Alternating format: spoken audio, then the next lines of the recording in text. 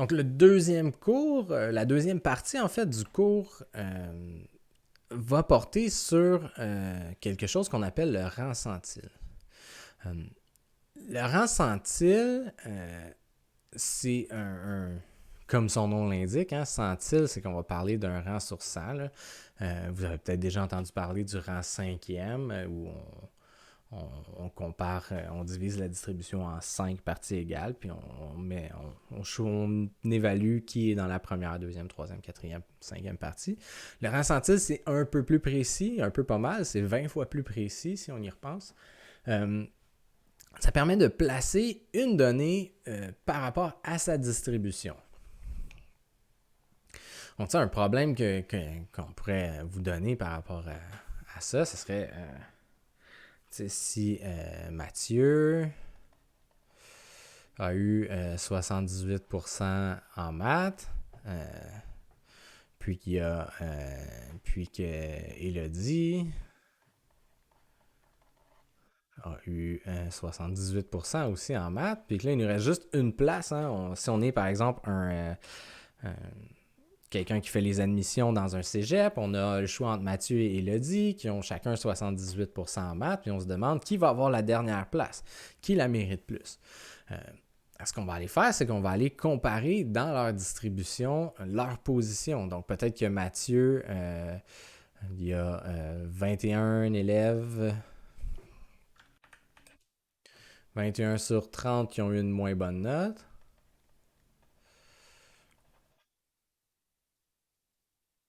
Et pour Elodie, ça serait 20 sur 30 qui ont eu une moins bonne note.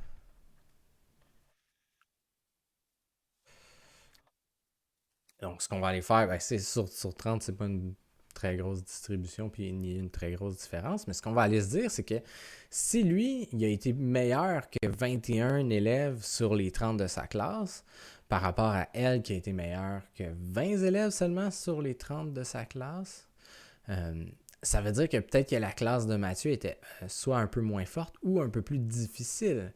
Et donc, le 78% de Mathieu, il se place mieux dans sa classe par rapport au 78% dans la classe à Elodie.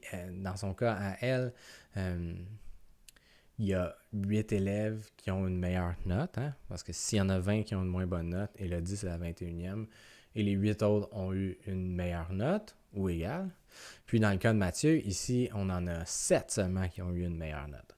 Donc ça peut nous permettre, en fait, de comparer deux éléments qui seraient difficilement comparables sans avoir une idée de la distribution dans laquelle on les a trouvés, chacun de ces éléments-là. Donc, si on a deux éléments qui ont la même note, on va vouloir trouver le rang centile pour savoir lequel de ces deux 78%-là vaut mieux ou est meilleur que l'autre. Parce que les deux, essentiellement, ont l'air d'avoir la même chose pour l'instant. Et donc, le rang centile, c'est le nombre qui indique le pourcentage de données qui sont inférieures ou égales à la donnée considérée. Par exemple, ça, c'est la façon dont on l'écrit, le rang centile. R100x égale 80. Souvent, le x, on va le changer par la valeur de la donnée qu'on cherche. Donc, dans ce cas-ci, on pourrait dire que le R100 de 78 égale, là, je ne l'ai pas calculé, mais donc ça serait R100, entre parenthèses, on mettrait 78 égale quelque chose. Ici, c'est à peu près 63, mettons, égale 63. Alors, ça va vouloir dire que 63% des données sont inférieures ou égales à 78 ou à X dans ce cas-ci. Donc, comment on calcule ça? C'est une belle petite formule. Le R100 de X égale le nombre de données inférieures plus le nombre de données égales à X, divisé par le total de données, tout ça multiplié par 100. Essentiellement, quand on divise le nombre de données inférieures, quand on additionne le nombre de données inférieures et égal, puis qu'on divise par le nombre de données, ça va nous donner un nombre à virgule qui va être entre 0 et 1. Donc, ça va être 0, quelque chose. Puis, si on multiplie ça par 100, ça nous donne une valeur, un centième. Puis, finalement, On va toujours arrondir. Une chose qui est importante, c'est on va toujours arrondir à l'unité supérieure. Donc, la règle est établie comme ça, donc on va toujours arrondir à l'unité supérieure. Donc, si on fait un exemple, ici, je suis arrivé 38e sur 70 dans une compétition de natation. Il y a donc 32 résultats inférieurs aux miens. 38 sur 70, ben, il y en a 32 qui sont pires. Euh, il n'y a pas de résultat égal dans cette condition-là parce que tout le monde est soit 38, 37 ou 36. Donc, il y en a. Donc, si on prend le 38e, il y en a 32 qui sont pires, plus le sien qui est égal à elle-même, donc ça fait 33. On divise ça par le nombre de compétiteurs, par 70, 33 sur 70, multiplié par 100, et ça va nous donner 47,14. Et donc le rang centile va être 48. C'est pas vraiment plus compliqué que ça. Vous devez apprendre à le faire, puis à les comparer ensemble. Ce qu'il faut faire attention, c'est que des fois c'est des résultats, comme je suis 38e sur 70, mais d'autres fois, ça va être des données. On va dire, si on compare encore des notes, hein, on compare toujours les notes des élèves ensemble pour savoir c'est qui notre meilleur élève. Donc, si on a 62, 63, 66, 66, 67, 68, puis que la donnée qu'on se demande, c'est celle-là, ben, il faut faire attention de ne pas oublier d'ajouter le nombre de données égales. Donc ici, on a 1, 2, 3, 4, 5, 6 données. Donc ici, puis on aurait 1, 2 en dessous. Donc le R 100 de 66 serait égal. Euh, on a deux données inférieures, donc à 2, plus on en a 2 à 66, donc incluant celle qu'on étudie, 2 sur 2. 2 plus 2 divisé par 6 fois 100. Et donc, ça nous donnerait 66,6. Donc, le R 100 de 66 est égal à 67. Dans ce cas-ci. Essentiellement, c'est pas plus complexe que ça. Évidemment, vos données doivent être en ordre quand vous les étudiez. Bien important de compter le nombre de données qui est en dessous, le nombre de données qui sont égales. Souvent, si on parle d'un rang, ben, il n'y en aura pas d'autres qui vont être égales, mais il ne faut pas oublier la donnée en soi. Donc, la 38e, on en a 32 qui sont pires pour se rendre à 70. Mais on a aussi la 38e qu'on doit compter. Donc, le plus 1 est très important, qu'on divise par le nombre de données et qu'on multiplie par 100. Ici, on va dire que le centième rang centile appartient au meilleur résultat, le premier rang centile au pire résultat. Le rang centile 0 ne peut pas exister parce qu'il y a toujours une donnée inférieure ou égale à celle qu'on étudie. Donc, il y a au moins, ici, il y a au moins toi. Là, donc, si on fait le résultat d'une compétition, si c'était le dernier, ben, tu n'as pas le zéroième rang centile, tu as le premier. En fait, ici, ça serait sûrement 2 parce que même le premier, même le premier rang centile va donner 1, quelque chose vu qu'il y a juste 70 données. Mais dans une distribution où il y aurait plus de 100 données, c'est là qu'on pourrait avoir des 0, quelque chose. Mais ça va toujours, comme on arrondit à l'unité supérieure, on va toujours arrondir au pire à 1. Donc ici, on a un autre exemple. Tu sais que 250 personnes ont passé un test d'aptitude pour un travail. Stéphanie et 15 autres personnes ont obtenu le même résultat. Donc Stéphanie et 15 autres, ça fait 16. On va faire attention. Et 190 autres ont obtenu un résultat inférieur à celui de Stéphanie. Donc si on veut déterminer le rang centile de Stéphanie,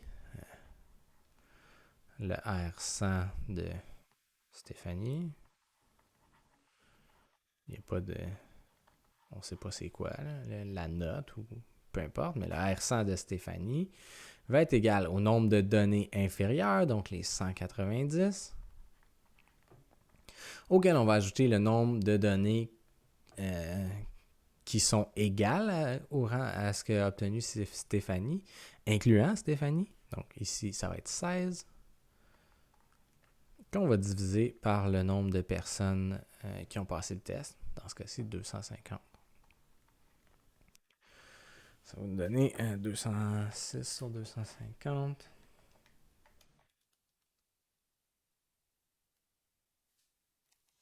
J'ai oublié, on doit le multiplier par 100. On va multiplier le tout par 100. Essentiellement, si vous faites juste comme cette section-là, je vais la mettre en rouge, ça va vous donner 0,824.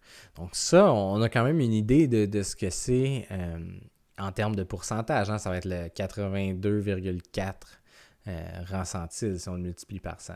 Donc, des fois, j'oublie le fois 100 juste parce que pour moi, 0,824, ça me dit ça me donne un peu la même information que 82,4. Et donc, si on a 82,4, son rang centile va être 83.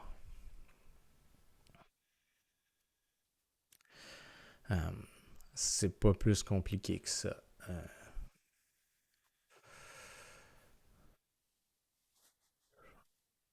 Ensuite de ça, ce qu'on peut faire, c'est qu'on pourrait vous donner, par exemple, un rang centile, puis vous demander de trouver, c'est quelle donnée qui est à ce rang centile-là.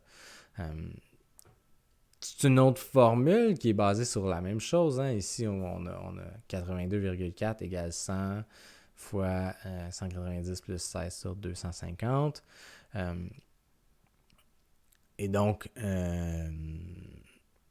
si on vous donnait 82,4, puis qu'on ne vous donnait pas le nombre de données ici, le 190 plus 16, donc si ça, c'était notre inconnu, puis on cherchait le 82,4, on le diviserait par 100, puis on le multiplierait par le nombre de données, essentiellement. C'est comme quand on essaie de résoudre pour une inconnue, donc de façon algébrique. Alors, ça nous donne ça nous donne exactement cette formule-là, hein, le rang centile, comme je vous ai dit, divisé par 100, multiplié par le nombre de données. Si vous vous souvenez de celle-là, mais que vous ne vous souvenez pas de la deuxième à l'examen, essayez de la travailler de façon algébrique. Donc, dites-vous, j'ai X données hein, qui sont en dessous ou égales à celles que je cherche, divisé par 250 données, qui est égal à 80, qu'on multiplie par 100, parce que c'est ça notre... qui est égal à 83 dans ce cas-ci. Et donc, on peut le résoudre algébriquement. Hein. Le 83, on va le diviser par 100. On va diviser tout ça par 100. Ce qui va faire que les 100 vont s'annuler. Puis ensuite de ça, on va multiplier par... je sais pas pourquoi je l'ai dessiné comme ça. On pourrait juste diviser 8 par 100 parce que c'est dans la multiplication. Puis on va multiplier par 250. Qu'on va multiplier par 250 de l'autre côté. Ce qui va annuler ça. Donc, x va être égal au rang centile divisé par 100 multiplié par le nombre de données, finalement. Donc, il y a toujours moyen de la retrouver si vous ne vous en souvenez pas à l'examen. Ici, dans ce cas-ci, si le résultat n'est pas un entier, on va l'arrondir à l'unité inférieure. Puis ça, ce qu'on va obtenir, c'est le nombre de données qui sont inférieures ou égales à la donnée recherchée. Ça veut dire qu'après ça, il faut aller dans la distribution puis faire la recherche. Donc, si on a... si on revient à l'exemple que j'ai fait ici, le 67, si je vous dis c'est quelle donnée qui est au 67e rang centile, on va faire 67 sur 100 fois 6. 0.67 fois 6. Ça va nous donner 4,02 qu'on arrondirait à 4, donc approximativement 4. Et donc ça nous dit qu'il y a 4... La donnée, qui est au 67e rang centile, a 4 données qui sont inférieures ou égales. Donc, c'est la 4e donnée qui va être celle qui est au 67e rang centile. Donc, qui va être égale au 67e rang centile. Là, on peut retourner calculer.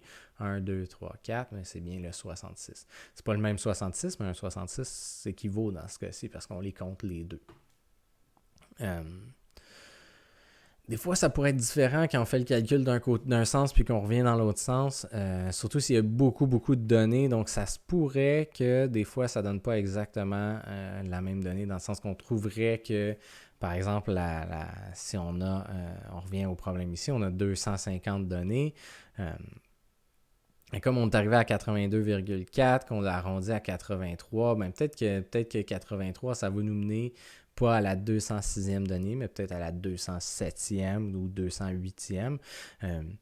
Mais elles font tous partie du même rang centile, essentiellement. Il peut y en avoir plusieurs données dans le même rang centile. Donc, s'il y a plus que 100 données, évidemment, dans chacun des centièmes des compartiments, tu sais. En gros, ce qu'on fait, c'est qu'on divise en 100...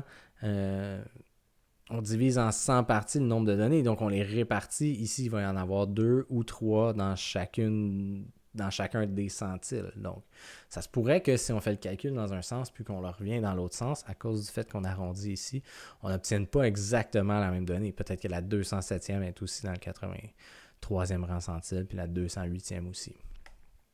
C'est difficile à dire. Donc,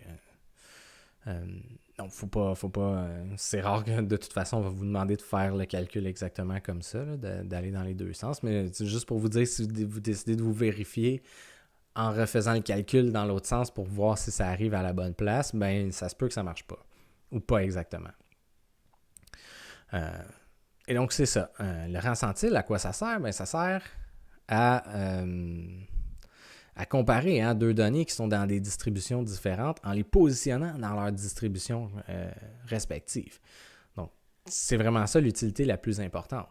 Ensuite de ça, pour le calculer, on a une formule, le rang centile, on le calcule le nombre de données inférieurs plus le nombre de données égales, divisé par le nombre total de données, multiplié par 100, qu'on arrondit à l'unité supérieure. Quand on calcule le rang centile, on arrondit à l'unité supérieure, puis ça va nous donner un rang. Puis si, au contraire, on a le rang, puis on cherche la donnée qui est à ce rang-là, disons qui a fini en 47e sur 100 dans une compétition, on va faire le rang centile, donc 47, divisé par 100, multiplié par le nombre total de données. Donc, si on a 250 données, on ferait 47 sur 100 multiplié par 250. Puis, cette fois-ci, bien important, on arrondit à l'unité inférieure pour trouver la donnée. Et donc, ça fait pas mal le tour de ce qu'on avait à apprendre en statistique. Je vous inviterai à faire les questions suivantes dans votre cahier. Puis, voilà, bonne fin d'année. Je crois que le prochain cours, essentiellement, ça va être juste de la révision. Donc, si vous avez des questions d'ici là, vous pouvez toujours me les envoyer. Sinon, ça couvre pas mal toute la matière qu'on avait à faire pour le cours pont. Donc, révisez bien, concentrez-vous sur votre examen SN, réussissez votre examen SN, puis vous n'aurez pas besoin de faire le deuxième, ça serait l'idéal. Alors, je vous souhaite bonne chance et bonne fin d'année.